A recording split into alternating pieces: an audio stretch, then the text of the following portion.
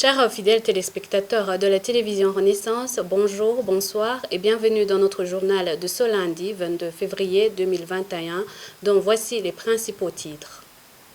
La radio Bonesha FM va encore émettre sur le sol burundais. Les sanctions prises à son égard depuis plus de 5 ans ont été enlevées aujourd'hui. Le président du CNC l'a annoncé dans un point de presse tenu aujourd'hui. Le ministre de l'Environnement, Deogide Lurema, s'inquiète de la mise en application de la nouvelle loi, d'autant plus que certaines personnalités s'y opposent. Dans la suite de l'émission Parcours Ayonabonye de la télévision Renaissance, aujourd'hui nous vous proposons un extrait du témoignage de Gérard Sabushimike, rescapé de la crise de 1972. Voici pour le sommaire. Tout de suite, le développement de ces titres.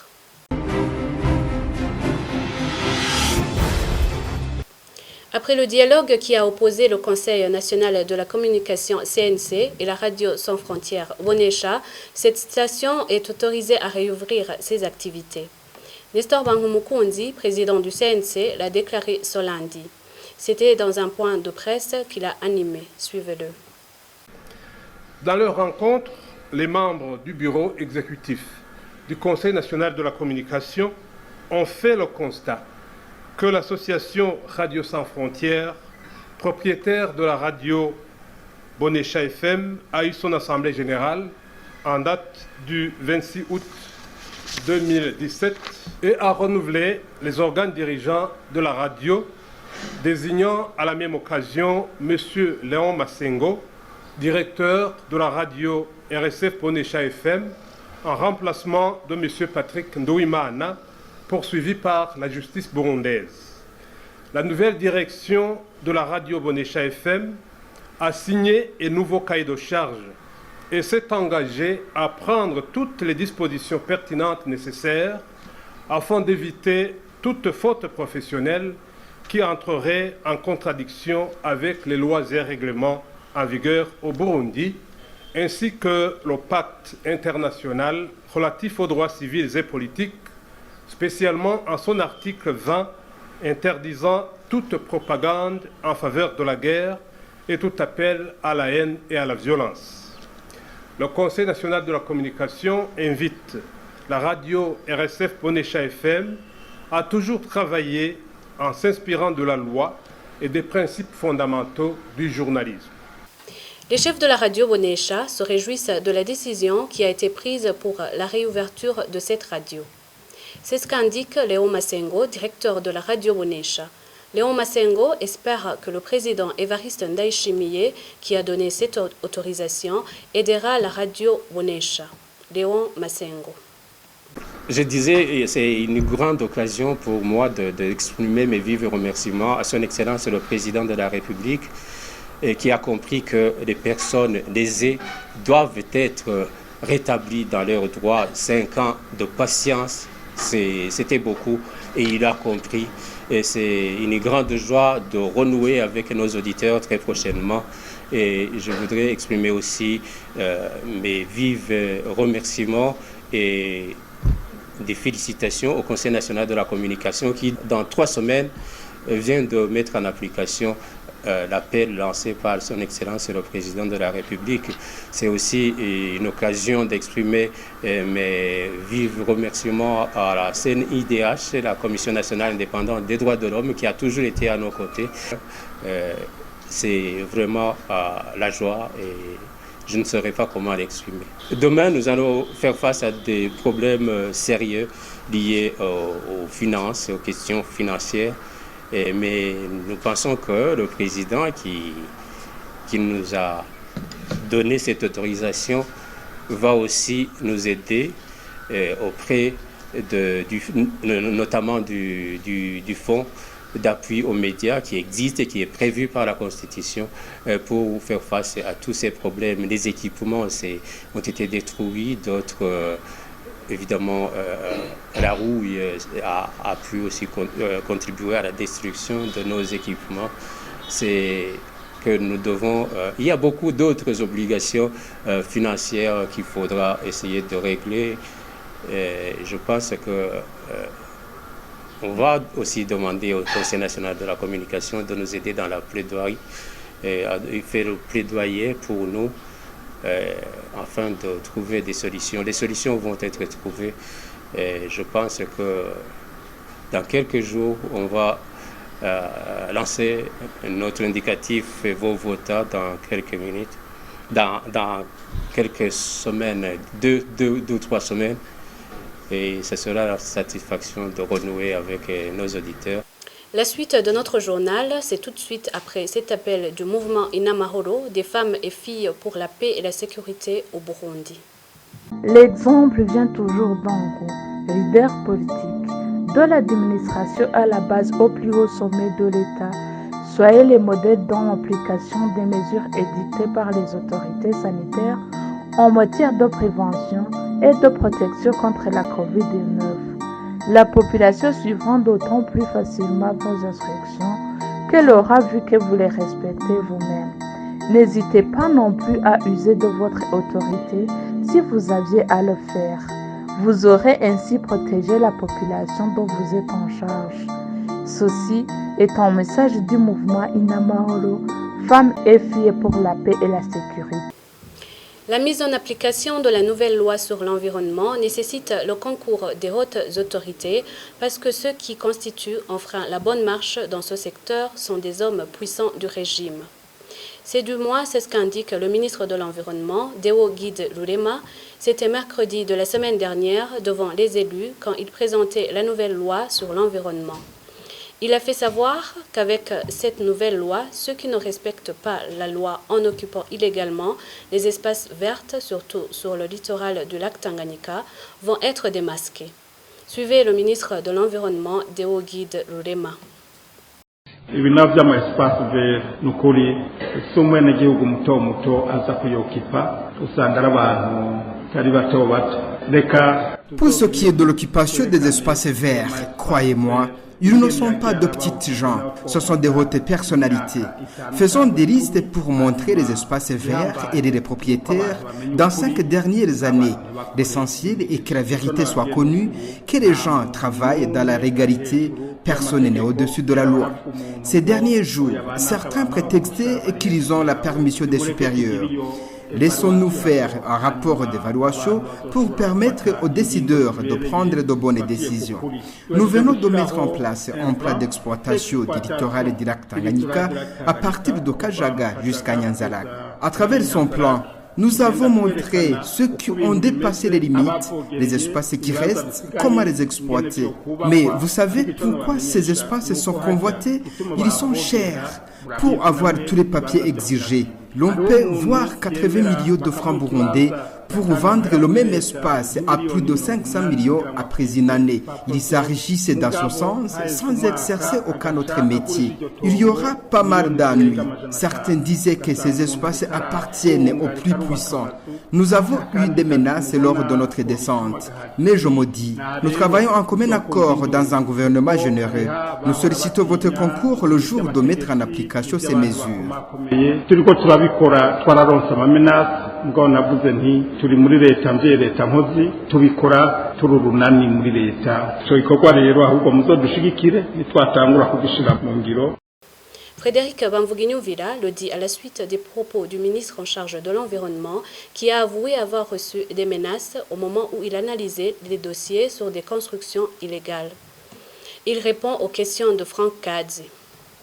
Je me souviens qu'un jour il y a eu le ministre Nicolas Gaëtan, qui était chargé de ce domaine, le domaine de l'environnement.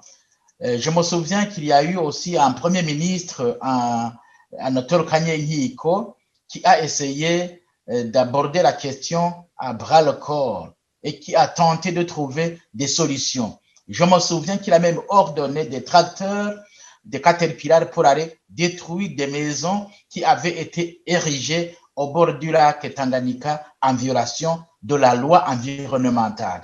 Ça, j'ai vu. Alors maintenant, la question que l'on peut se poser aujourd'hui, ce sont des propos du ministre de l'Environnement actuel, où visiblement, au lieu de prendre des décisions devant le Parlement, il affirme qu'il a eu des menaces.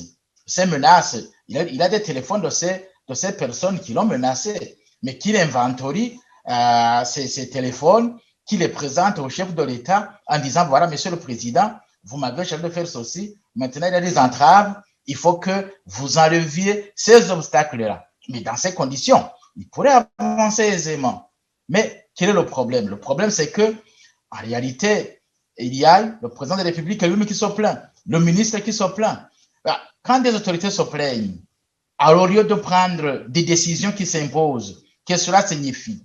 Cela signifie qu'ils ont un problème d'abord d'approche sur le plan politique. Au lieu de mettre sur les institutions qui regorgent des personnes qui ont été avec eux dans la guérilla, il est très clair, ces gens-là vont se dire, voilà, nous avons des places, il faut qu'on en profite parce que justement, nous sommes des intouchables, c'est grâce à nous que ce pays existe et par conséquent, nous allons faire ce que nous entendons faire. Nous allons construire là où nous voulons. Nous allons construire même sur le lac Tanganyika, personne ne pourra nous en empêcher. Donc, ça devient un problème. Alors, en conséquence, c'est quoi? C'est que tel que ce pouvoir est organisé, il y en a qui sont au-dessus de la loi, il y en a d'autres qui sont en deçà de la loi.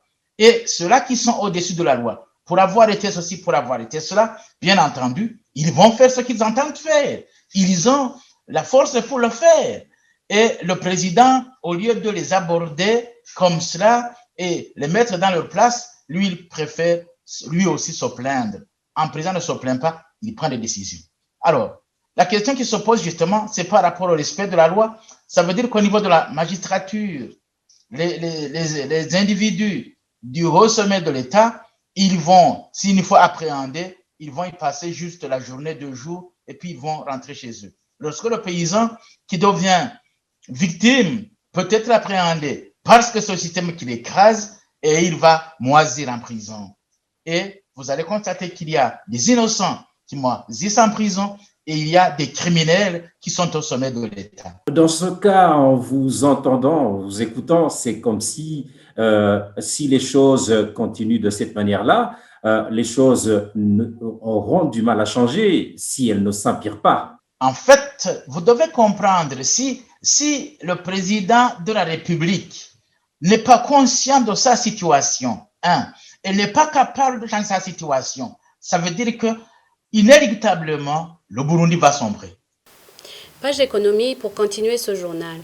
Combattre les corrompus est un travail de longue haleine d'où le président de la République et d'autres institutions du pays devraient s'investir pour garantir la réalisation du programme de l'État. C'est la proposition de Gabriel Rufyiri, président de l'UDUCOM, face à cette indignation du ministre de l'Environnement. Suivez. Cette situation, c'est une situation quand même inquiétante. C'est une situation inquiétante dans la mesure où les autorités publiques et les serviteurs publics ont tous les moyens de juguler tous les malfaiteurs. Si le président de la République parlait de cette manière, le ministre de l'Intérieur, le ministre en charge de l'Environnement, de l'Agriculture et de l'Élevage, qu'est-ce qui sera pour le citoyen lambda? Ça va se faire comment pour un citoyen simple, un citoyen ordinaire?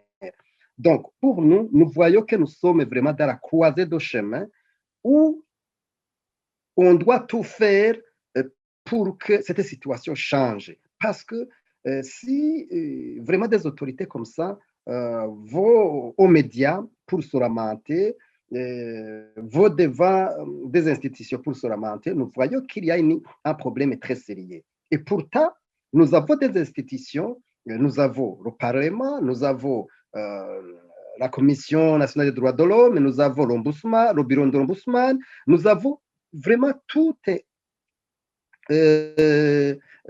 Donc, nous avons plusieurs institutions qui peuvent travailler en accord avec les lois. Mais malheureusement, ils observent, ils sont là, rien n'est fait.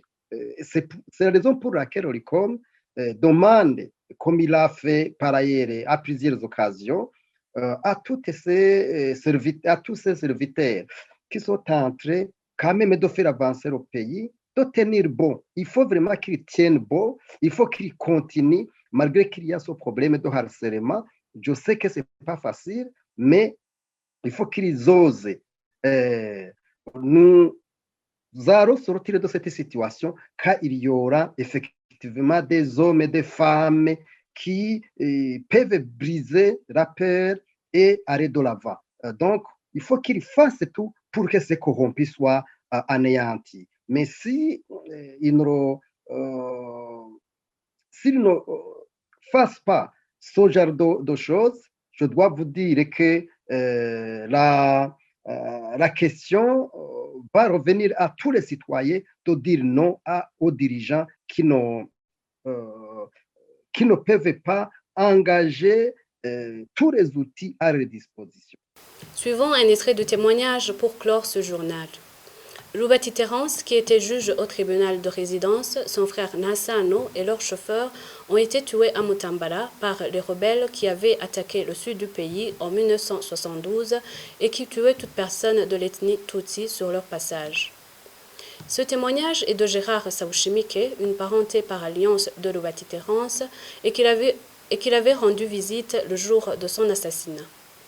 Gérard Saouchimike, lui-même rescapé de la crise de 1972, indique avoir perdu plusieurs membres de sa famille, dont son oncle lieutenant Daïdze Kassien, chez qui il habitait.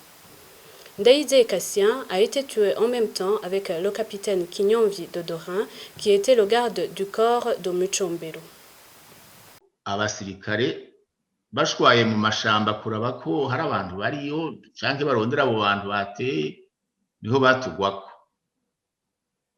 batuguye ko mbere no kuturasa bagomye kuturasa ko ntibari bumva ingwano n'ingwano mugabo sinzige nabwiye abo turi kumwe ni muduza amaboko babone ko atakabi turiko hanyuma turaduza amaboko baratwegera baturaba hanyuma rero baca batubwira bati tugira tubatware kuri stade mu Rumonge. Hanyuma rero muri abo basirikare je naramumenyemo umwe w'iwacu yitwa Buhiri, niyo yambwiye ati Ndayikeza Cassien wo nabako ico gihe yaraheruka kuronka grade y'ubulieutenant ati bamwicanye n'umugarde ko bamicombe yitwa Dodore Kinyonzi.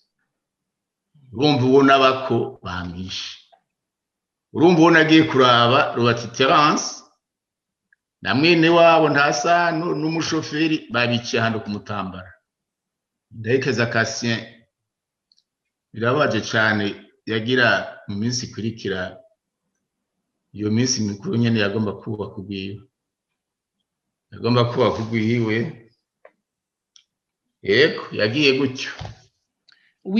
Wibuka neza ico gihe muri ico kiza cyo 72 wowe wabuze abantu bangahe mu muryango wawe? Sinobaharura ngo ndabashobora, ni benshi mugabo aho narabuze abantu batari baka mu Rumonge. Urumva hariho n'umuntu yararongoye umusenge wanje yitwa Bukuru Jean, yari mu gendarme, yararongoye umutandi wanje yitwa Sabina ari mu Rumonge n'ubu aracariho. Hariho uyundi muhungu yitwa Tarsise Bitwi baramwishe. Inkuru y'umwana isubira inyuma, wa mugenzi wanje Ndayatuke Aloyizi yashise mu Gitaza baramwica. Loubati Terence we babuze muri uwo muryango, babuze abagabo batatu muri ico gihe. Hariho n'umushoferi wo kuri wirya modokari yo ki laboratoire Businiko bayita, nawe yari umushoferi baramwishe yitwa Baramburi. Amakuru washoboye kuronka babishe gute, bapfuye gute? Hariho n'unitwe Martin Ntungumburanyi, we yari mu technicien nari ndamuzi Bujumbura, yaraherutse kuva mu Budage. Abo babiciye, numvise ko babiciye mu Minago, hanyuma barabatemye imodoka barayiturira, nibyo numvise mugona ndabazi nabo. Hari n'abantu benshi bari iwacu bapfuye nka mustanteri w'ahantu yitwa Iburambi yitwa Kimaka Antoine baramwishe.